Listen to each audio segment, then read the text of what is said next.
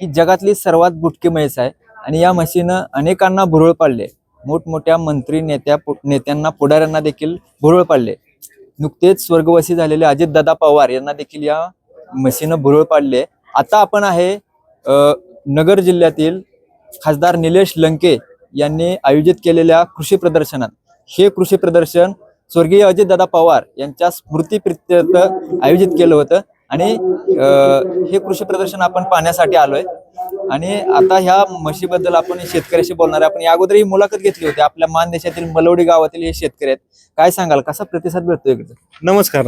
आता म्हणजे राधाचं Guinness world record झाल्यामुळं राधाला खास आता हे सगळं माहिती आहे आपल्या चॅनल प्रेक्षकांना, पण ते ह्या भागात आल्यानंतर कसा प्रतिसाद आहे, काय म्हणतात लोकांना काय झालं आतापर्यंत अशी वस्तूच बघितली ना. एक म्हातारा आजोबा भेटले.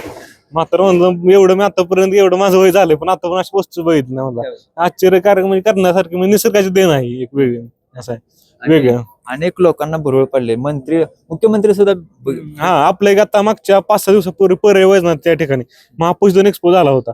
त्यामध्ये एक 2 ते 8 हजार जनावर आलेले अख्ख्या पूर्ण देशभरातून. त्यामध्ये आपली एक राधा खास आकर्षण म्हणून त्या प्रदर्शनात राहिली. म्हणजे राधाला बघण्यासाठी चेंगराचेंगरी पण झाली शेवटच्या दिवशी.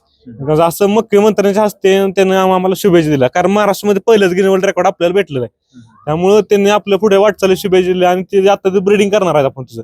त्यावर आणखी नक्की इन्फोर्स मध्ये आपण थोड्या दिवसात येणार आहे त्या ब्रीडिंग मध्ये. मला सांगा, आता अजितदादांनी पाहिली होती म्हैस, काय बोलले होते? सुरुवातीला दादाने पण आश्चर्य झालं अशी म्हैस बघितल्यामुळे. दादाचं म्हणणं होतं की तू येडा झालाय का, लवकर हिला गाभण करून टाक, हिच्यासारखे आयन तयार होतील. पण दादाने सांगितलं की हिला जर आपल्याला भरायचं असेल तर व्यवस्थित तिचा रिसर्च करून बारीक बारीक गोष्टींचा अभ्यास करून, कारण ही एक युनिक गोष्ट आहे. जर उद्या काय झालं हिच्या जेवायला तर ते आपल्याला परत भेटू शकत नाही.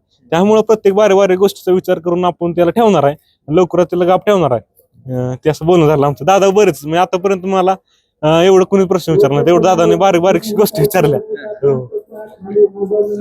दादा आपल्यामध्ये मला तुमच्याबद्दल जाणून घ्यायचं आहे की तुम्ही या अगोदर काय करत होता? शिक्षण करत होता का नोकरी? नाही, माझी BSc झाली राहुरी विद्यापीठातून. आता मी 2024 पासआउट आहे. मी बँकिंगची परिस्थिती कशी आहे आता? मी आता शेतीच करतो घरी आपलं 7-8 एकर जमीन आहे. आता मी घरी शेती करण्याचा निर्णय घेतलेला आहे. म्हणजे या म्हशीमुळे तुमचं आयुष्य बदललं? आयुष्य म्हणजे काय झालं, जगासमोर एक ओळख म्हणजे guinea book of world record म्हणजे इतिहासात नोंद होणं एवढं सोपी गोष्ट नाही. मग त्यासाठी मी ते आमचा प्रयत्न केलेला सुरुवातीपासून. आमच्या वडिलांचं एक बारकं स्वप्न होतं की एका परिस्थितीत जाण्यास संधी भेटावी. त्या एका संधीमुळे आज मी इथपर्यंत म्हणजे भारत देशात न्यूज लागलेलं, ते इंटरनॅशनल लेवल सिलेक्शन पण झालेलं आहे तिचं. थोड्या दिवसात ती भारत देशात पण जाणार आहे. एक आपल्या देशाकडून एक युनिक पीस जगासमोर सादर करण्यास आपल्याला संधी भेटेल. त्याबरोबर आपल्या एक नवीन ब्रीड भेटेल. त्या नवीन ब्रीड मधनं तर आणखीन आपल्या एक पेटंट भेटेल आपल्याला थोडक्यात महाराष्ट्राला ही नवीन ब्रीड घेतली जाय. असं मोठं हिस्ट्री आपण त्यासाठी धडपड अजून करत राहणार आहे 100%. मला हे सांगा की आतापर्यंत सर्वसामान्य कुटुंबात तुमचं म्हणजे सर्वसामान्यच तुम्ही परिस्थितीमध्ये राहत होता. तुमच्या घरामध्ये म्हैस जन्माला आली आणि त्यानंतर आता एकदम असे वेगळी ओळख झाली तुमची आणि एक वेगळंच जगताना असं वेगळं वाटत असेल. कसं पहिलं जगणं आणि आता जगणं लय फरक आहे. सुरुवातीला म्हणजे काय झालं असं मला ओळखत पण नव्हती पण असं हेच भाग नाही. मी जिथे प्रदर्शन जातो तिथं नुसतं राधाचा अगोदर बॅनर लागते, राधा येणार.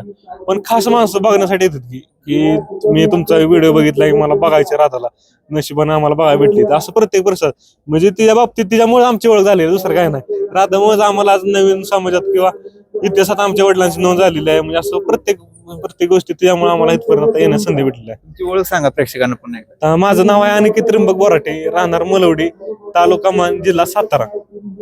तर मंडळी बघताय या म्हशीबद्दल अनेक व्हिडिओ आहेत. सोशल मीडियाला जर सर्च केलं राधा तर अनेक व्हिडिओ या म्हशीबद्दल आहेत. परंतु यांनी आता सांगितलं की या म्हशीमुळे आमचं पूर्ण आयुष्य बदललं. म्हणजे सर्वसामान्य आपल्यासारखे शेतकरी कुटुंबातील यांचं जगणं होतं, परंतु आता या म्हशीमुळे पूर्ण आयुष्य बदललं. जागतिक लेवलला यांचं नाव पोचलेलं आहे. भेटूया पुढच्या व्हिडिओमध्ये.